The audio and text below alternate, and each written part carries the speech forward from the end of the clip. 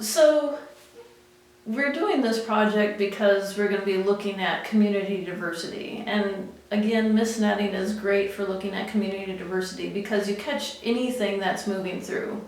But you don't catch everything, right? You don't catch hawks. Hawks, if they would fly into the net, they would either bounce out or break through the net.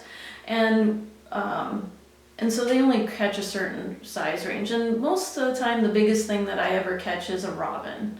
Anything bigger than that bounces out or it doesn't get caught. Now, once in a while, I do catch hummingbirds in the net. Sometimes they can work themselves out and through the net, but most of the time I'm catching anything between like chickadee size to robin size. There's other types of information that can be obtained from mist netting. So because we're putting a band on the bird, releasing it, we hope to catch it at a later date. And from that information, I can estimate survival.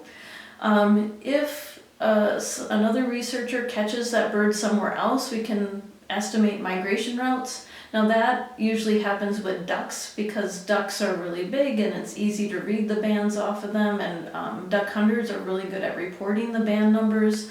But the chances that if that nuthatch dies somewhere else, the chances that that would be reported are very slim. But yeah, for certain species like ducks, we can learn migration routes.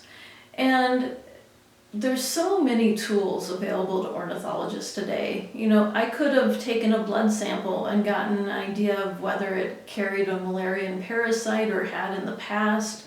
I could take a feather sample and figure out if that bird is eating more insects or more seeds, like where in the food chain it's eating. Or I might be able to use a different type of stable isotope analysis to figure out where that bird had migrated from. So there's so many things we can get by having a bird in the hand. And this is a really great technique that we use, that ornithologists use to get this type of information. And there's really no other way to obtain it. So thanks for listening.